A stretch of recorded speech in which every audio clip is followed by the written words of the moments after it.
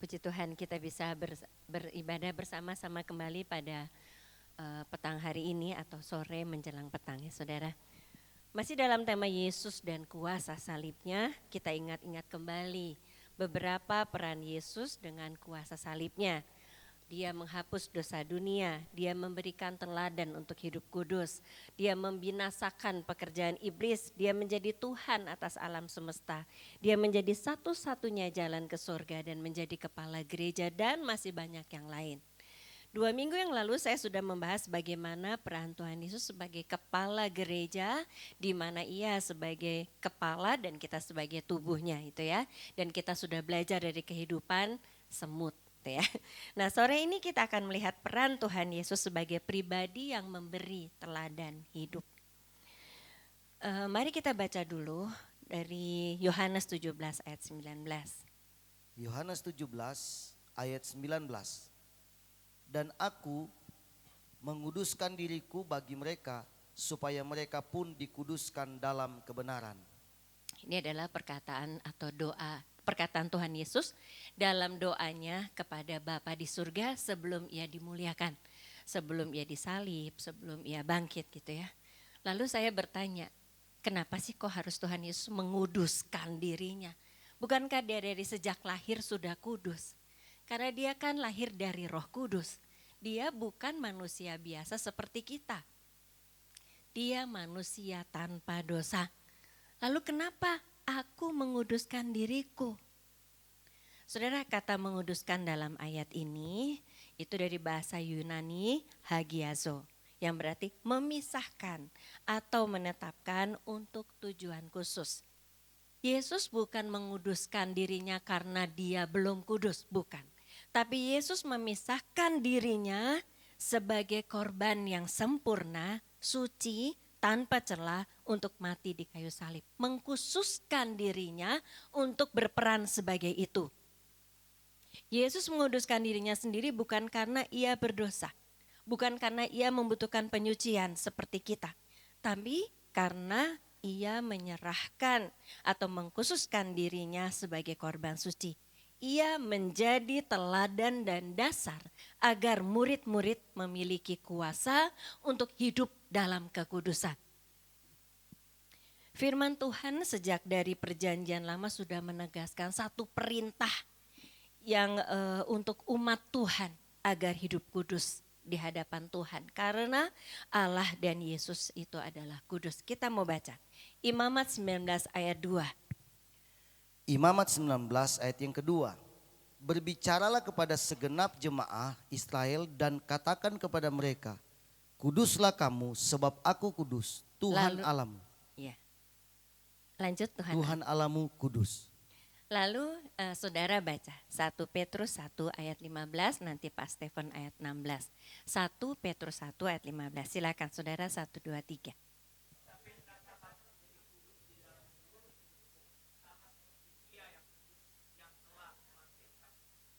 Sebab ada tertulis, kuduslah kamu sebab aku kudus. Itu adalah kedua contoh perintah Tuhan untuk kita yang hidup pada saat ini, baik melalui perjanjian lama maupun perjanjian baru. Yesus tahu bahwa setiap kita yang hidup saat ini itu harus hidup kudus karena diperintahkan untuk seperti itu.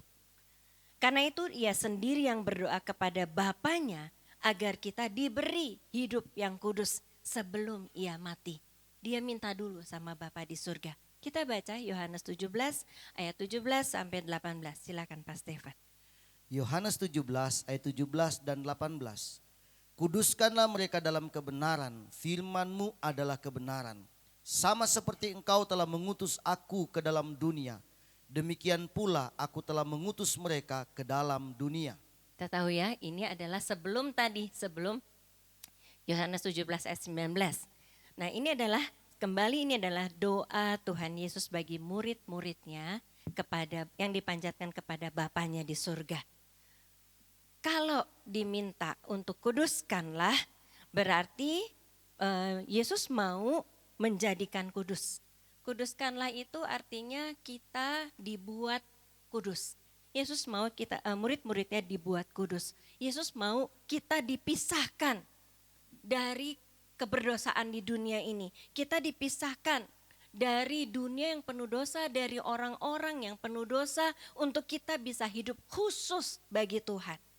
Tuhan Yesus meminta kepada Bapaknya agar setiap muridnya dikuduskan. Pengudusan ini belum bisa terlaksana sebelum Yesus dimuliakan. Nah, tapi ketika dia sudah mati, dia bangkit. Darahnya menyucikan dosa semua orang yang percaya kepadanya. Dan kebangkitan yang mengalahkan maut, baru bisa orang-orang ini atau murid-murid Yesus ini menjadi kudus. Jadi tidak bagi setiap orang, hanya bagi orang-orang yang mau percaya akan karya keselamatan. Hanya bagi orang-orang yang seperti ini, bagi murid-murid Yesus. Murid itu adalah orang yang percaya kepada gurunya, orang yang mengikuti gurunya. Karena itu yang bisa dikuduskan hanyalah orang-orang yang mengikuti Yesus, orang-orang yang beriman kepada Yesus dan menjalankan semua perintah-perintahnya. Kita tahu kalau kita sekolah, kalau kita jadi murid, kita tidak mengerjakan apa yang diperintahkan oleh gurunya, kita dimarahi.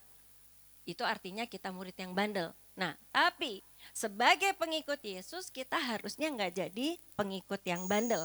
Kita harusnya jadi pengikut yang taat akan perintah dari guru kita, dalam hal ini dari Tuhan Yesus. Jadi pengudusan ini hanya untuk orang-orang yang seperti itu. Berarti orang-orang yang pendosa tidak bisa dikuduskan.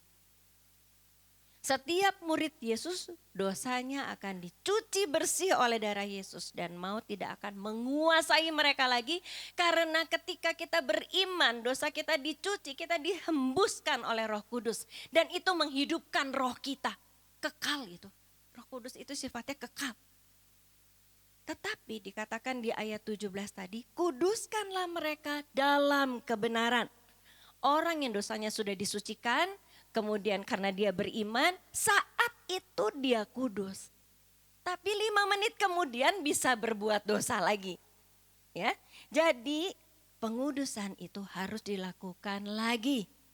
Dan Tuhan Yesus melalui firman-Nya menyatakan bahwa pengudusan terjadi melalui pemahaman akan firman Tuhan dan ketaatan akan firman Tuhan.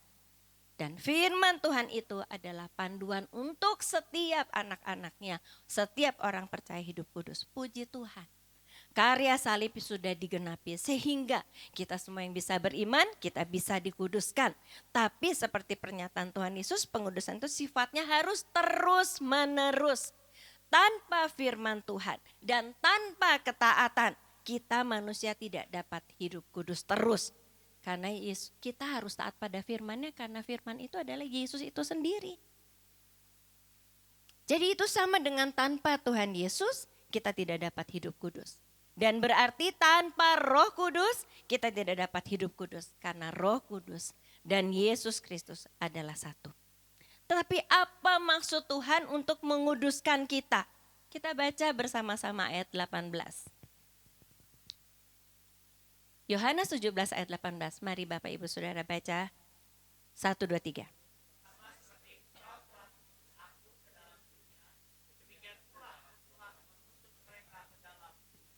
Ini tujuan pengudusan buat kita. Pengudusan murid-murid itu melalui kebenaran. Dan itu bertujuan agar murid-murid terpisah dari dunia yang penuh dengan dosa. Murid-murid hidup bagi Allah. Dan diutus untuk melakukan apa yang Tuhan Yesus sudah lakukan terlebih dahulu. Yaitu membawa terang kebenaran di tengah dunia yang gelap. Di tengah dunia yang penuh dengan dosa. Itu tujuan Tuhan. Jadi kita dikuduskan bukan untuk nyantai-nyantai. Bukan untuk iseng-iseng. Pengudusan murid-murid Yesus Allah lakukan bertujuan agar murid-murid itu melanjutkan membawa terang kebenaran di tengah dunia yang berdosa dan berada dalam kegelapan. Kita harus jadi terang. Dan sesuai dengan ayat 15 dari 1 Petrus yang tadi kita sudah baca, tetapi hendaklah kamu menjadi kudus di dalam seluruh hidupmu sama seperti Dia yang kudus. Ayat ini menegaskan bahwa kekudusan itu mencakup seluruh aspek kehidupan kita, termasuk pikiran kita, perbuatan kita. Jadi tujuan umat Tuhan dikuduskan adalah satu, menjadi terang bagi semua orang melalui pikiran dan perbuatan kita sebagai umat percaya. Dan kedua, menjadi saksi bahwa Tuhan Yesus adalah firman yang menjadi manusia yang mati dan dibangkitkan untuk membawa keselamatan, membawa terang selama kita masih hidup di dunia ini bagi semua manusia yang mau percaya kepada Dia. Di tengah dunia yang sudah berada dalam kecemaran atau keberdosaan, tidak mudah menjalankan hidup yang sudah dikuduskan. Tadi pagi Pak Stephen sudah bilang, harus berdiri teguh dalam segala hal. Dalam iman berdiri teguh, dalam menjaga kehidupan harus berdiri teguh, dalam hidup kudus harus teguh. Karena itu kita mau belajar dari tokoh-tokoh di Alkitab yang hidup di dalam satu lingkungan yang bisa saja membuat mereka tidak teguh. Karena membuat mereka tidak kudus, karena ada tekanan. Kita hidup di dunia ini terlalu banyak hal yang membuat kita, menekan kita, membuat kita tidak bisa hidup kudus. Gak usah jauh-jauh lah, di keluarga kita sendiri juga banyak begitu. Sudah Kristen semua, tapi masih ada yang sembayangan, masih ada yang menyembah yang lain. Gak apa-apa kan? Gak mudah saudara, tapi kita belajar dari satu tokoh yang saya pikir sangat luar biasa. Kita belajar dari tokoh Daniel. Kita baca Daniel 1 ayat 3-6, baca bergantian. Mulai dari Bapak Ibu yang membaca yang ganjil, lalu nanti Pak Stephen baca yang genap. Daniel 1 ayat 3-6. 1, 2, 3.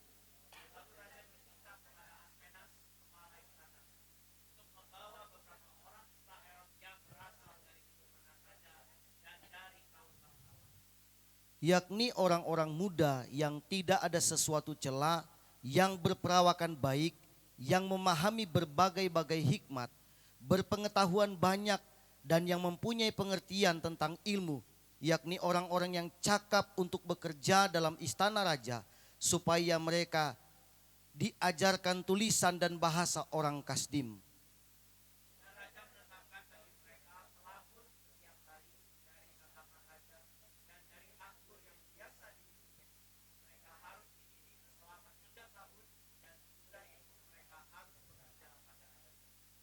Di antara mereka itu ada juga beberapa orang Yehuda, yakni Daniel, Hananya, Misael, dan Asaria. Ya, pada waktu itu kerajaan Babel mengalahkan kerajaan Israel. Mereka menawan orang-orang Israel dan membawanya ke Babel.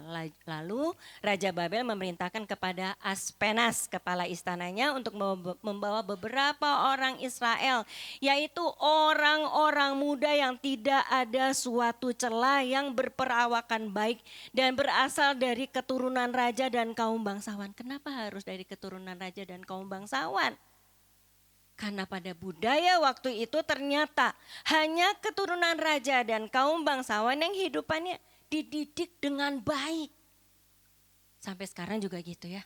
Saya tuh senang baca mengikuti Pangeran William dan Kate ya, anaknya Lady Di. Lady Di itu memang favorit saya dari dulu.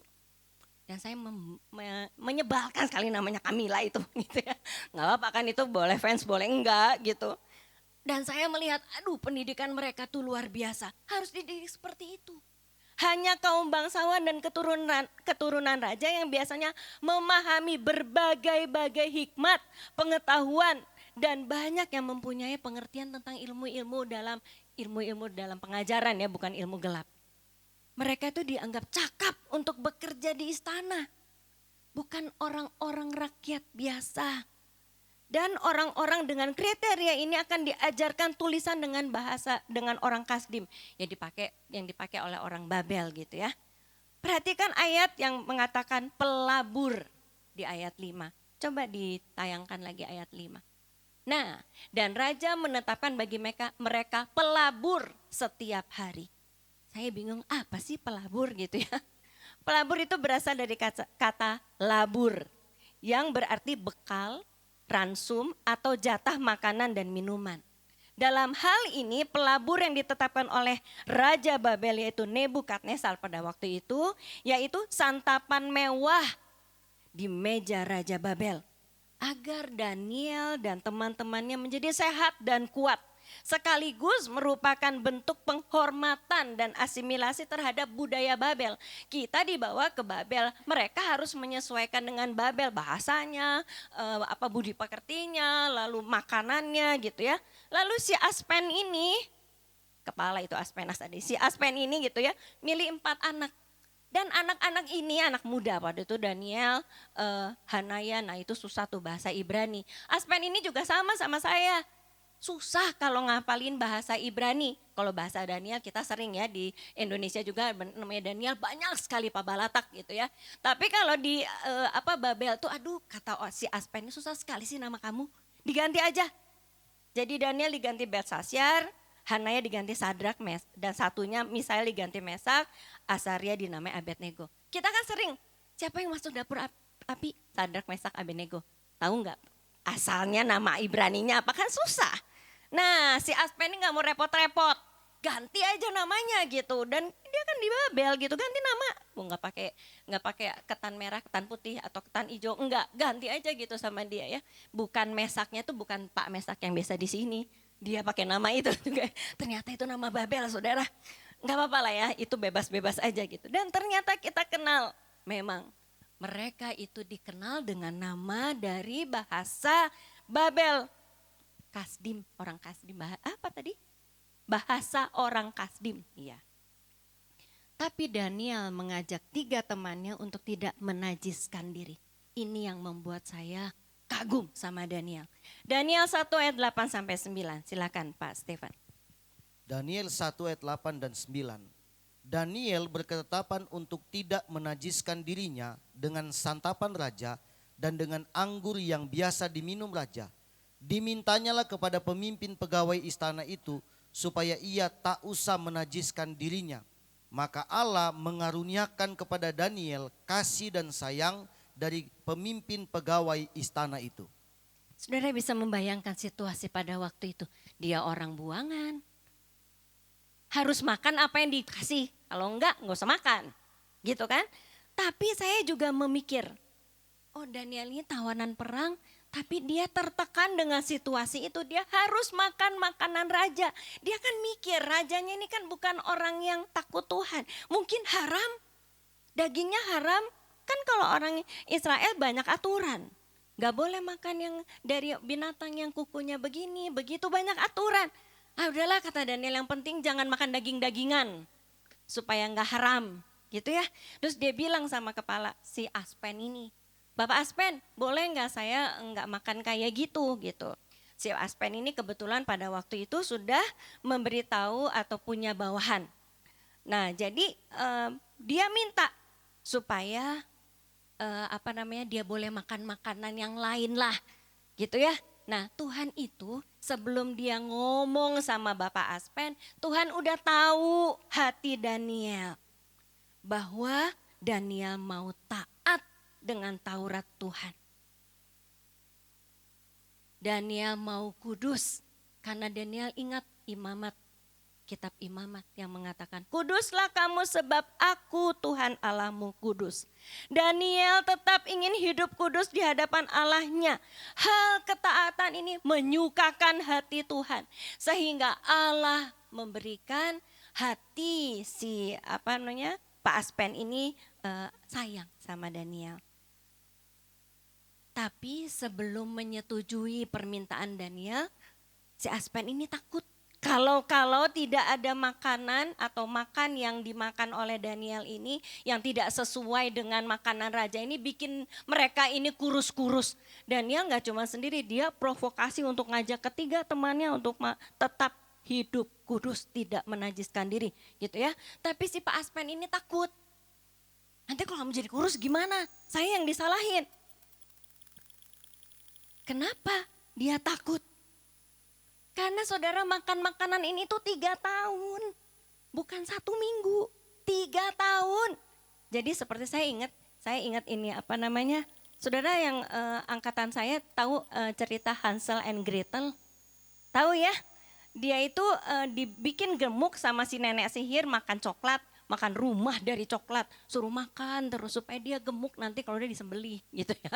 Nah ini tuh si Pak Aspen ini takut dan 4 orang ini tuh Daniel, Sadrak, Mesak, Abednego. Nah nggak tahu nama yang lainnya ya, pokoknya Sadrak, Mesak, Abednego ini jadi kurus-kurus.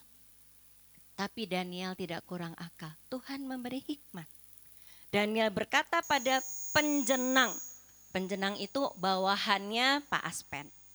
Untuk mengadakan pencobaan dengan Daniel katanya 10 hari aja deh, coba 10 hari. Nggak usah 3 tahun, coba 10 hari. Lalu didengarkanlah ya permintaan mereka itu dan diadakan percobaan selama 10 hari. Setelah lewat 10 hari ternyata perawakan Daniel dan ketiga temannya lebih baik dan mereka kelihatan lebih gemuk daripada semua orang muda yang telah makan santapan raja. Ajaib.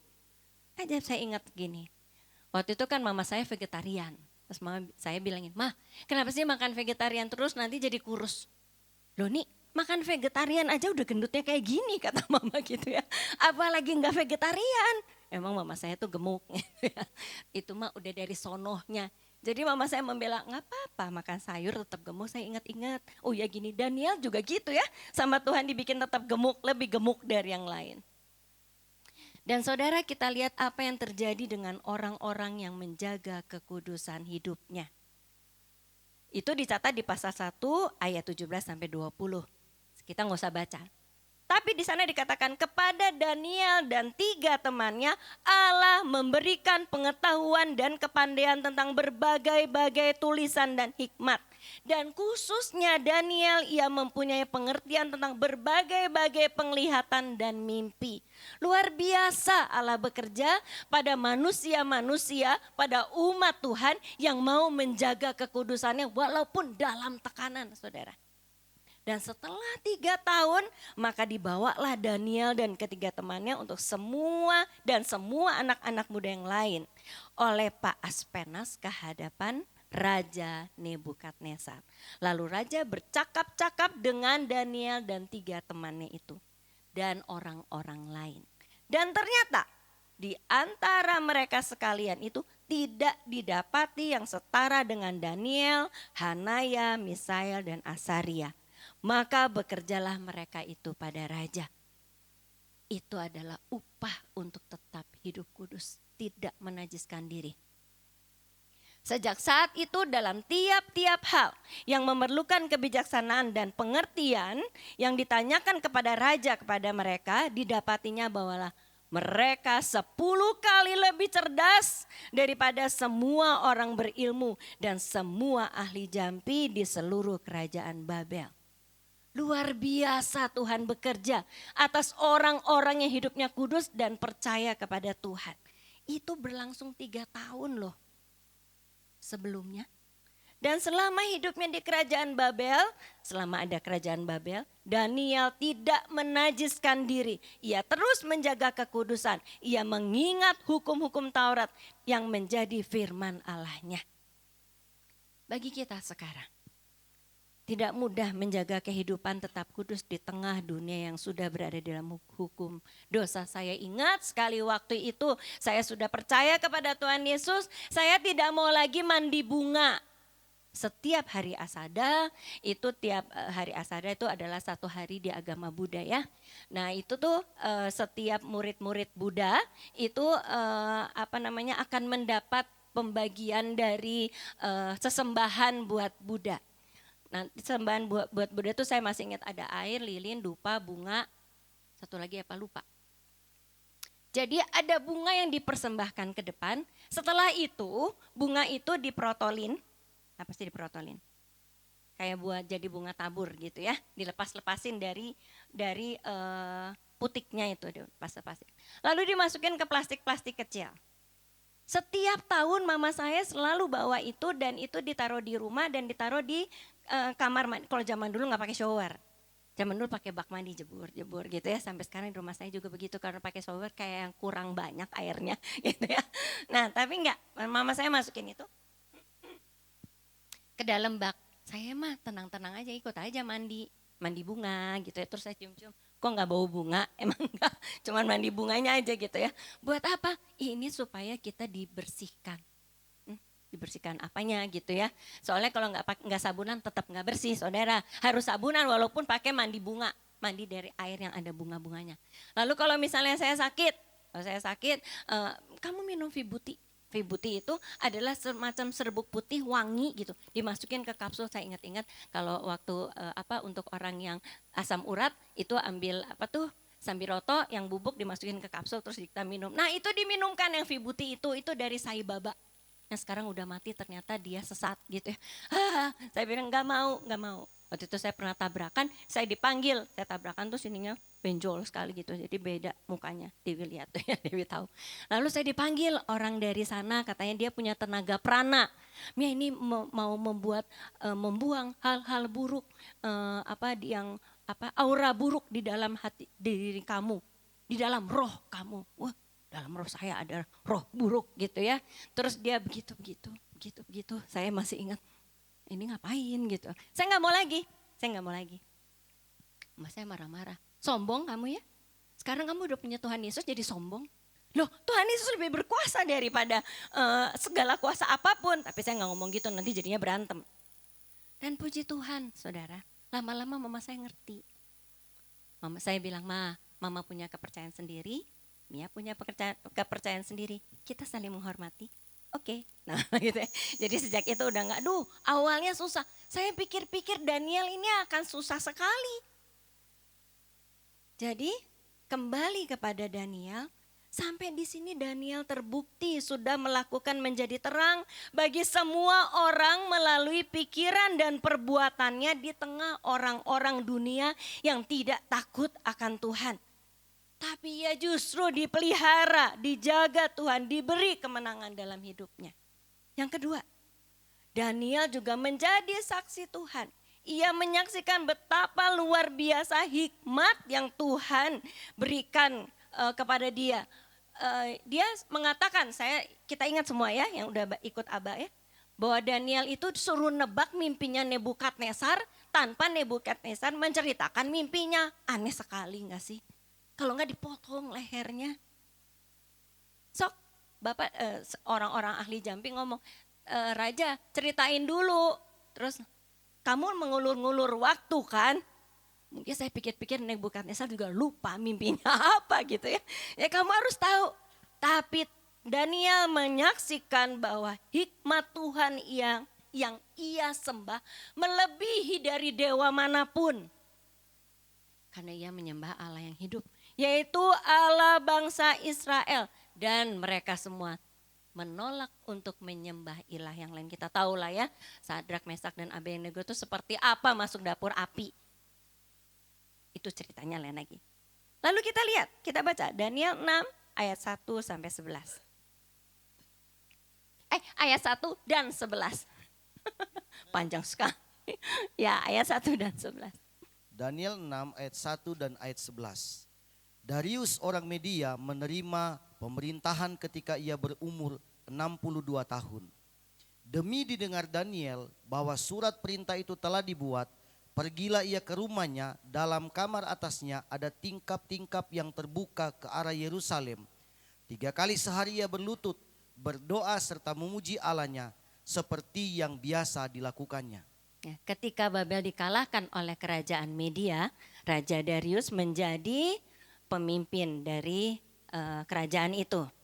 Dan Raja Darius itu mengasihi Daniel karena hikmatnya. Karena hikmat Daniel itu melebihi dari para pejabat tinggi dan para wakil raja.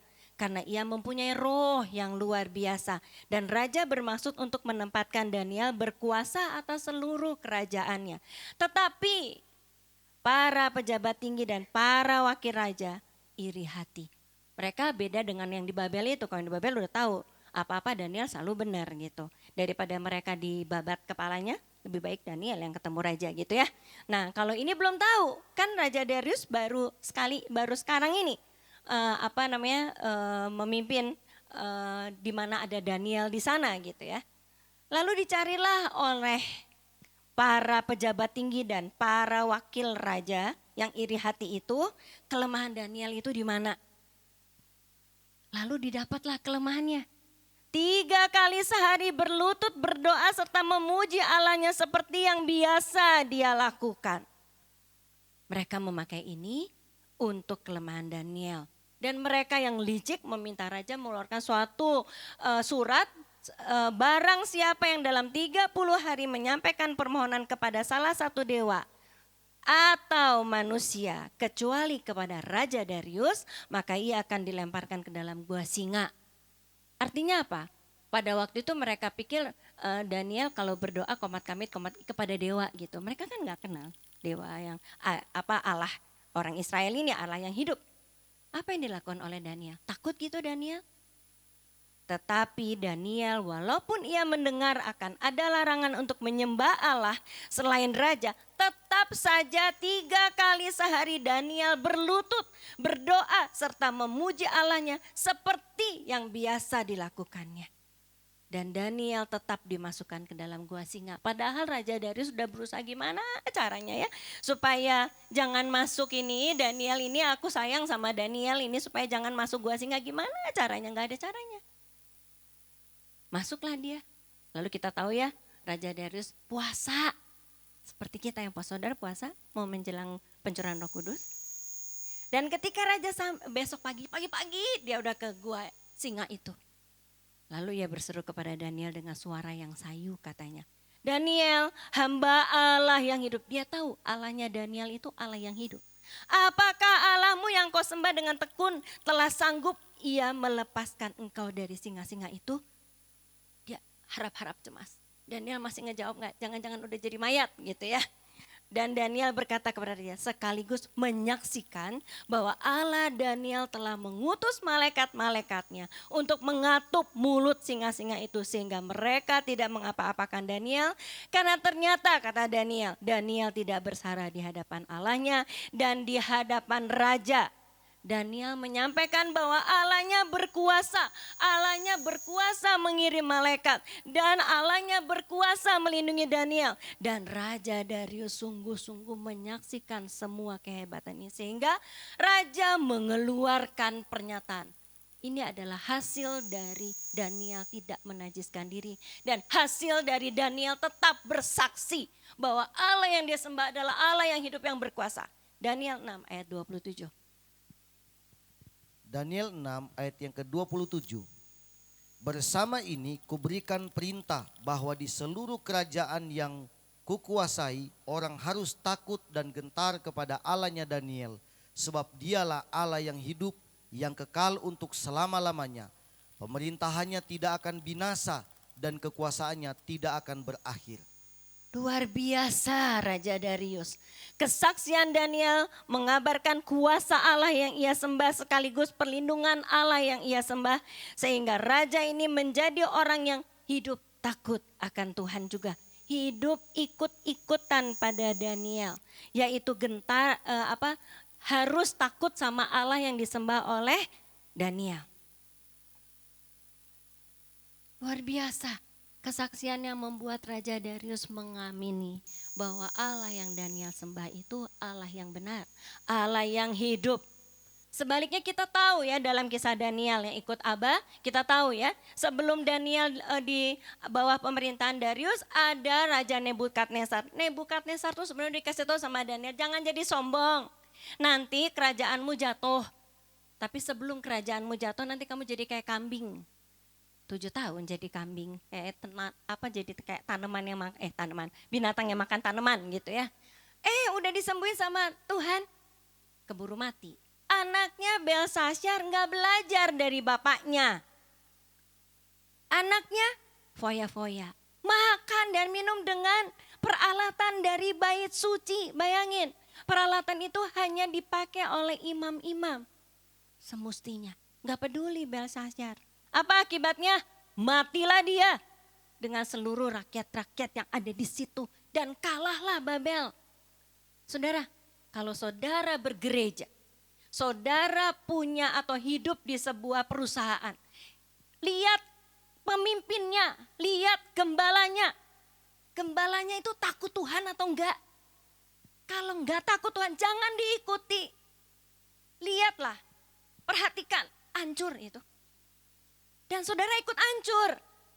Alkitab sudah mengajarkan banyak sekali contoh-contoh dosa akan, bukan cuman akan yang mati, akan dan seluruh keluarganya. Demikian juga dengan kehidupan kita secara pribadi. Kalau kita hidup bergereja, cari gembalanya yang hidup kudus. Cari yang gerejanya tetap memberitakan firman Tuhan yang murni. Setelah itu menetaplah di sana supaya saudara bertumbuh. Lalu bagaimana dengan kita semua yang sudah dikuduskan? Apakah kita sudah melakukan tujuan kita dikuduskan? Apakah kita sudah menjadi terang bagi semua orang melalui pikiran dan perbuatan kita sebagai umat Tuhan? Dan apakah kita sudah menjadi saksi Tuhan Yesus, di mana kita katakan bahwa Tuhan Yesus adalah firman yang menjadi manusia, yang mati dan bangkit untuk membawa keselamatan bagi semua manusia yang mau percaya kepada Dia. Mungkin saudara sudah menunjukkan, dan saya masih ingat tesisnya Ibu Dewi yang wawancara beberapa jemaat di sini ya. Semua jemaat yang sudah bersaksi, kita menyaksikan kehidupan kita dari perbuatan dan pikiran kita dengan apa? Kita hidup berusaha untuk hidup benar. Berusaha untuk hidup nggak marah-marah lagi, nggak mencuri gitu ya. Mungkin saudara sudah menunjukkan terang Tuhan Yesus melalui pikiran dan perbuatan saudara. Tetapi mungkin saudara masih takut untuk menyaksikan bahwa Yesus Kristus adalah satu-satunya jalan yang bisa membawa kita ke sorga. Saya beberapa kali ini menyatakan hal ini kepada orang-orang di rumah saya. Sampai sekarang mereka belum bertobat sih. Tapi saya sampaikan, kalau mereka nggak suka mereka keluar ya udah, saya serahkan ke dalam tangan Tuhan. Tapi saya udah tidak berhutang darah. Gereja Keluarga Tabernakel yang sekarang adalah gereja yang selalu menyaksikan tentang Kristus. Setiap saat saya bersama dengan para hamba dan saya memonitor gitu ya. Para hamba Tuhan di sini tidak takut menyampaikan firman Tuhan yang benar. Walaupun resikonya kita tidak disukai. Resikonya jemaat tersinggung dan keluar dari GKT. Dari sejak saya menggembalakan gereja ini, saya sudah berkomitmen kepada Tuhan. Tuhan tolong saya untuk bisa menegakkan kebenaran, artinya untuk menyampaikan firman Tuhan yang benar seperti yang Tuhan inginkan. Tidak kompromi pada pengajaran-pengajaran yang salah. Saya mau menyampaikan firman Tuhan yang benar apapun konsekuensinya. Dan memang sudah banyak dari mereka yang keluar karena tidak suka mendengar teguran dari firman Tuhan. Maupun teguran secara pribadi. Kalau saya lihat orang itu masih ada hal yang tidak baik, saya tegur secara pribadi, itu menjadi tanggung jawab saya. Saya menyampaikan begini kepada saudara, kepada anak-anak sekolah minggu, saya sampaikan walaupun resikonya saya kehilangan mereka, tapi mereka kalau mereka mau dengar dan mereka melakukan, walaupun tidak di gereja ini tapi mereka melakukan, mereka yang beruntung, mereka yang selamat, mereka yang bertumbuh di dalam iman. Buat saya, yang penting saya di hadapan Tuhan. Dan saya tetap berdoa dan tetap berusaha berpegang pada hal ini. Biarlah Tuhan yang mengatur domba-domba yang Tuhan percayakan. Artinya saya menggembalakan domba-domba yang Tuhan percayakan kepada saya di gereja ini sambil terus memberitakan kabar keselamatan. Mungkin. Saudara sampai saat ini masih mau mengajak, masih malu terhadap kata GKT. Oh, gereja nu beki kawinnya, nu pendetanya beki kawinnya. Itu dulu saudara. Coba saudara lihat saya beki kawin gitu. Enggak, walaupun ada hamba Tuhan, Bu Mia harusnya bercerai. Bu Mia kawin lagi, saya yang memberkati. Enak aja, satu aja udah pusing. Apalagi lebih dari itu gitu ya. Bilang itu mah dulu, sekarang udah gak gitu lagi. Jangan malu lagi saudara. Mungkin karena saudara malu, saudara gak cerita-cerita saudara ada di mana. Walaupun saudara bertumbuh tapi gak cerita-cerita. Tapi juga saudara gak mau ikut acara-acara gereja yang kita adakan. Malam hari ini atau sekarang udah malam ya. Malam hari ini saya mengajak kita semua untuk merenungkan kembali tujuan Tuhan untuk menguduskan saudara. Kalau saudara masih malas untuk mengikuti di persekutuan doa dan setiap ibadah yang diadakan di gereja ini, di mana saudara tertanam, ada baiknya kita semua merenungkan apa yang terjadi dengan saudara, apa yang terjadi dengan kita. Mungkin saudara tidak lagi peduli untuk mengabarkan kabar keselamatan, padahal sudah dikuduskan. Mungkin saudara tidak peduli dengan pertemuan-pertemuan ibadah di gereja di mana saudara tertanam. Mungkin saudara tidak percaya bahwa bukan kebetulan Tuhan menempatkan saudara di gereja ini. Tetapi Tuhan sedang memberi kesempatan kepada saudara semua untuk ikut membawa jiwa-jiwa datang ke gereja ini.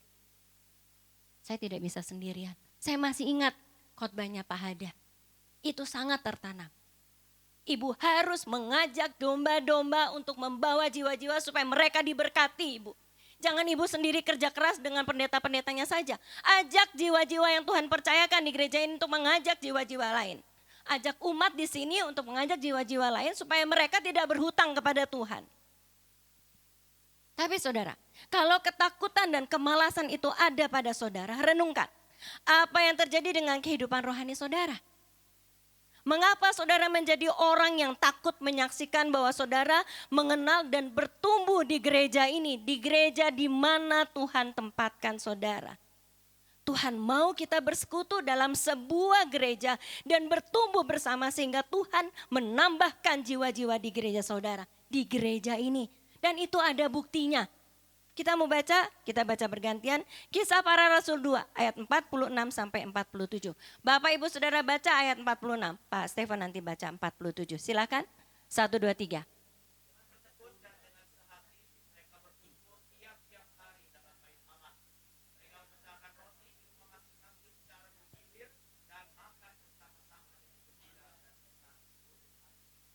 Sambil memuji Allah, dan mereka disukai semua orang, dan tiap-tiap hari Tuhan menambah jumlah mereka dengan orang yang diselamatkan. Ya.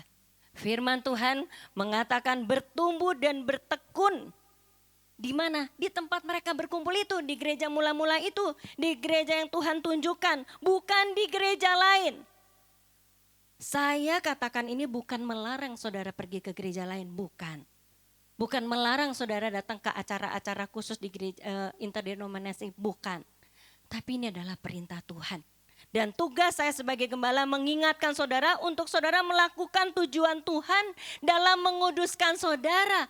Untuk saudara melakukan tujuan Tuhan di mana Tuhan tempatkan saudara. Kalau hal ini, ketekunan ini belum ada di hati saudara, ketekunan yang dulu 12 tahun yang lalu pernah ada pada saudara sekarang hilang, mungkin saudara memang membutuhkan kepenuhan Roh Kudus lagi. Karena hanya kepenuhan Roh Kudus yang sanggup mengubahkan saudara dan untuk menjadi saksi dengan berani. Saya mengatakan hal ini bukan karena kita paling hebat, bukan. Tapi saya yakinkan kepada saudara bahwa di gereja ini selalu ada pengajaran yang benar. Kami bersekutu, kami berdoa, kami berdiskusi sebagai pembawa-pembawa khotbah di sini. Kami berdiskusi agar semua khotbah yang disampaikan itu memperbaiki kehidupan. Bukan cuma memberkati. Supaya saudara bertumbuh di dalam iman. Saudara yang disukai oleh Tuhan. Saudara diberkati seperti Daniel. Daniel tidak mencela-mencele ketika dia dipimpin oleh Nebukadnezar, ya dia memberkati Nebukadnezar. Ketika dia dipimpin oleh Darius, enggak, aku ikut lagi yang lain aja lah, aku enggak kenal dengan Darius. Enggak, dia memberkati. Di mana dia ditempatkan, di situ dia menjadi saksi. Di situ dia memberkati tempat itu. Kita baca Kisah Para Rasul 4 ayat 31. Ini adalah ayat yang terakhir. Kisah Para Rasul 4 ayat yang ke-31. Dan ketika mereka sedang berdoa, goyanglah tempat mereka berkumpul itu, dan mereka semua penuh dengan Roh Kudus. Lalu mereka memberitakan firman Allah dengan berani. Jadi kalau saudara tidak berani memberitakan firman Allah, saudara tidak berani bersaksi bahwa di gereja yang saudara digembalakan ini adalah dapat bertumbuh di dalam iman, saudara pikirkan apakah Roh Kudus sudah tidak penuh dalam kehidupan saudara. Mari datang 10 hari kita akan mengadakan hal ini. Jadi di hari ketika kenaikan Tuhan Yesus di tanggal 14, kita mulai di hari Jumat, hari Sabtu sore bentuknya persekutuan doa. Datang saudara. Hari Minggu pencurahan Roh Kudus di hari pertama, hari ketiga itu bentuknya dalam ibadah raya. Kita akan minta Roh Kudus dicurahkan. Lalu hari Senin sampai dengan hari Sabtu berikutnya tiap sore jam 6. Jangan menganggap enteng hal ini. Datang saudara, minta kepenuhan Roh Kudus supaya saudara berani melakukan apa yang Daniel lakukan. Supaya saudara diberkati. Bukan saya yang diuntungkan, tapi saudara yang diberkati. Karena dari ayat yang tadi kita baca, kita tahu bahwa Roh Kudus menggerakkan mereka semua untuk menjadi saksi Tuhan dengan berani. Karena itu, mari datang dalam persekutuan doa atau ibadah pencurahan Roh Kudus 10 hari untuk kita semua mendapat kepenuhan Roh Kudus agar hidup kita bisa seperti Daniel. Penuh hikmat, berkemenangan, sehingga hidup kita bisa terus mendapat berkat. Saudara yang untung loh, Daniel itu terhindar dari hal-hal buruk karena dia jadi kesayangan pejabat. Di dunia ini jadi kesayangan pejabat aja. Di penjaranya juga ada AC-nya. Gitu ya. Apalagi di hadapan Tuhan, saudara bisa jadi kesayangannya Tuhan. Dan setelah itu saudara bisa menjadi berkat bagi banyak orang.